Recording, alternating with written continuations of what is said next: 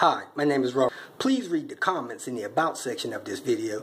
It has valuable information and updates. My YouTube channel has a disclaimer video that I encourage you to watch. And please like, share, and subscribe. I hope you found what you're looking for. Thank you very much for watching. Alright, kicking off day 4. The first thing I'm looking at is my daughter's car, a little red.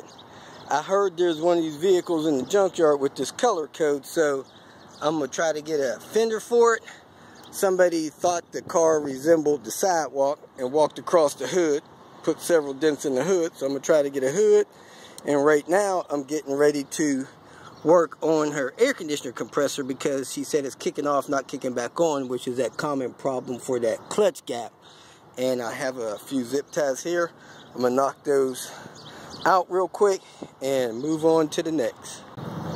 Just put the last zip tie on this compressor, which closes that gap down there. I'm going to snip it off and put this splash guard back on. Doing some reconnaissance, and there's a nice dash pad in the pick and pull in Cincinnati. Well, I'm checking a S70 in Florence, Kentucky, and first thing we did was check the heater cord. So we checked the heater cord on this vehicle because the owner is getting a mild whiff, and we were actually able to peel the sticker, and it says it was installed 2006. That doesn't mean it's good, but the bottom of it has, I think, very little chance of catastrophic failure.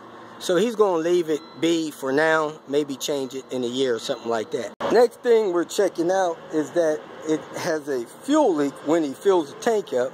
So I removed the access to see if it's a similar situation like the Volvo 850s, and we actually have somebody's mess here. I don't know if this is something I'm going to be able to deal with today or not, but somebody's evidently hacked up this, probably a fuel pump insulation, got these splices and stuff like that here, so I'm going to talk to him, see what he wants to do about it. Usually you can open this access to the ascending unit, and that hose right there is normally cracked, but this one's a little different than the 850s. We're probably going to have to fill it up and see where fuel comes out at and deal with it there, not just assume it's one hose or another. Another thing we need to deal with is his front lighter socket is not working. So I'm going to test it with the ohm meter and maybe replace it. Okay, I checked the lighter socket. It didn't have any power, so I checked the fuses. The fuse was blown. So I'm going to check the voltage, see if it's got 12 volts. I'm going to put the positive pin in the middle down there, and I'm going to put the negative pin over here on one of these hinge screws. That's the easiest place for me to get a ground over here. And as you can see, I now have 12 volts. Took the car to the gas station, filled it up with gas, no leak. Filled it up some more, no leak. Filled it up some more, finally got a leak. Forcing it, I believe it's coming out of the cap. Alright, it looks like the fuel cap was actually loose. If you look over here, you got a couple of notches that you can use to wedge screwdrivers in there and try to spin the cap. Same thing on this side. I actually spun this cap 1, 2, 3 notches. So that should do it, and we're going to leave it at that and see how it pans out. I'm also going to put all the screws in this cap, the bolts, so that the odor doesn't come up through here in the event that it does leak again in the future. A couple things went easier than expected, so we're going to install these 99 style side marker lights on here. You got to pull that off, clean that up, run the wires. I go from the hinge down here to the hole, pull the wires up there, then push them through the fender well and splice them in right here on this turn signal light. So let me go ahead and work that together. And as you can see, he had a problem with his light clips here, so he put some Velcro on there, which has been holding the light on. Okay, we have the marker lights on. Of course, the black is ground up there on the turn signal. The gray is the parking lights, and the other wire, other than the gray, is the flashers. So when I turn the turn signal on or the hazards on, these will flash. And that's how they work. I took the car for a test drive, heard a little funny noises back here, so I decided to pull this wheel, check some things out. I set the parking brake, and I was still able to turn this wheel backwards. So I decided to pull it to see if there was something going on back here. I checked the caliper bolts, and they were not very tight. Probably not as tight as they should be. But anyway, I was removing the caliper so I can pull this rotor here, which has the drum brake in there, just to make sure that the pads are in good shape and they haven't fallen apart in there.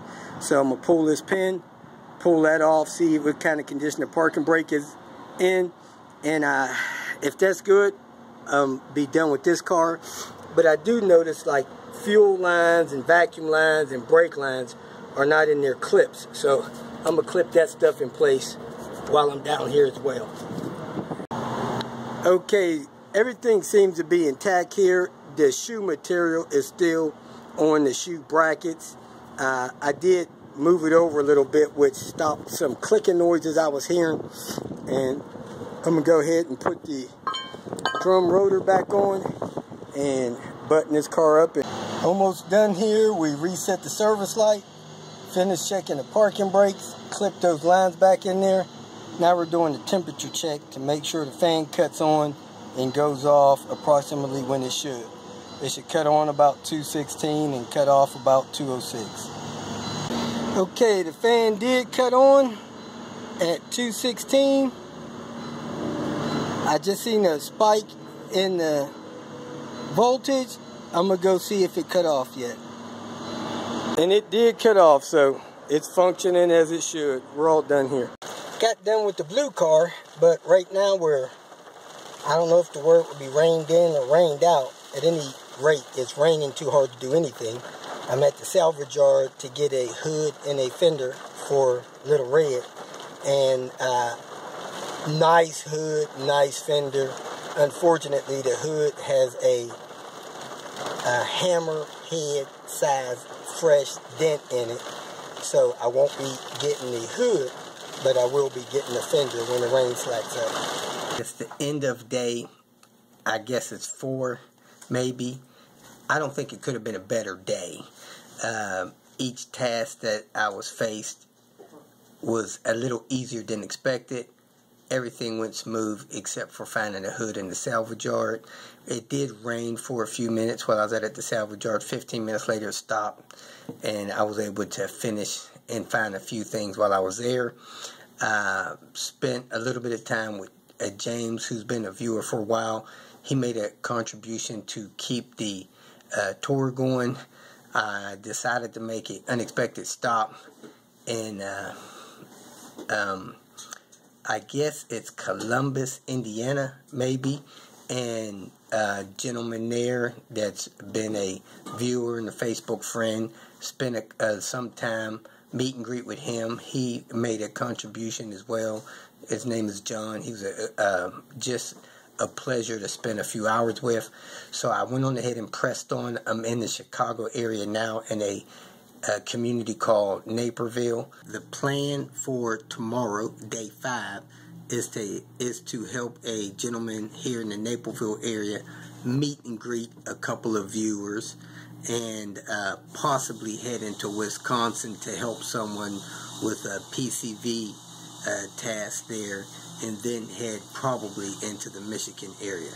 I'm trying to find time to organize this trip a little better. And again, if you know that I'm going to be anywhere close to your area and you want to meet and greet, go to my website, contact me, and if you need some assistance, contact me so I can write you in the schedule and visit you and help you out in any way I can. Thanks for watching. If you feel that this information was useful, please like it and share it with your social media friends. You can subscribe to my channel so that you will get notifications of future videos that I post. You can follow me on Twitter, and if you need to contact me directly, please visit my website. And if you have any questions, leave them below, and someone or myself will reply to them. Again, thank you very much for watching.